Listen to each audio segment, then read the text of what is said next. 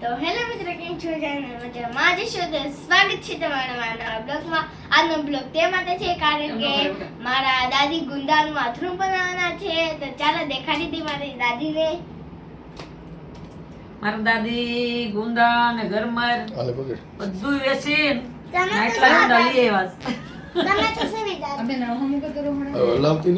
બંસીના દાદી છે ને એને ગુંદાનું આથણું આવડતું નથી, તો આ નવું નવું શીખે છે. તો ભગવાન કરીને સારું થાય તો સારું, તો ફરીથી બનાવશું. બા શીખે છે. હું જો આ બેન એમ કે બસ શીખે છે. આયો ગંગા આમ તો બેન આમ ટાટા કરજો, બાય બાય કરજો. બા આથણું શીખે છે કે કહી દે બાય બાય.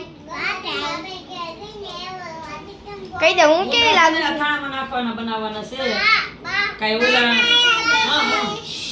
તો આ ગુંદા હવે રેડી થઈ ગયા છે. ખાટા પાણીમાં બોલ દીધા છે. અને હવે કેટલા દી પછી જોવાના? આ ગુંદા કાલે જ કાઢી નાખવાના સવારમાં કા બપોરે પછી એને શું કરવાનું? પછી એને બબે ફાડા કરીને ઊંધા નેપટીન ઉપર ઉકવી દેવાના. ઉકવીને પછી ઘડીક વાર જ ઉકવા દેવાના, 2 કલાક જ.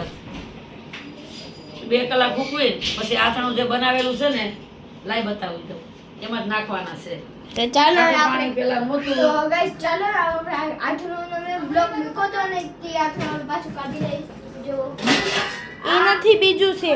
આ ખાટું આથણું છે, એમાં ગુંદા નાખવાના છે, પણ ગુંદા હુકાવીને પછી, અત્યારે નહીં.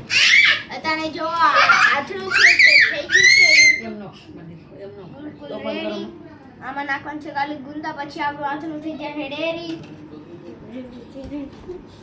પપ્પા આગી જા બેટા. પછી કરીને આમાં નાખી પછી ચમચી હલાવી.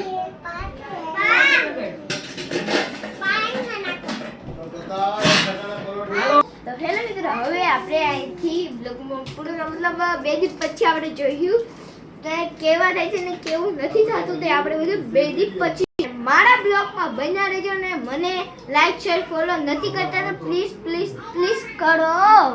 અને હવે હું તો નાની તમારી દીદી સૌ કે કહી દે. હું ભાઈ હોય એની બેન છું ને બેન હોય એની બેન છું. બેન હતા ઉભારી આવડી આવું ગાઈસ. ગંગા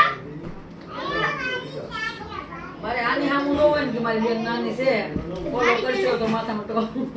મારી બેન બાય બાય કરતે. બાય બાય બાય બાય કહી દે. બાય બાય બોલ. કહી દે બાય બાય. 2 દિવસ પછી મળશું. કહી દે. નહીં બોલે. નહીં બોલે તો હું કહી દઈશ બાય બાય. દાતા તમે પણ કહી દો. Bye bye Tata. હવે આપણે એની પછી આથણું પાછું જોવાનું છે. તૈયાર રહેજો. ત્યાં રહેજો મારા મિની બ્લોગમાં. બન્યા રહેજો ત્યાં સુધી. Bye bye Tata.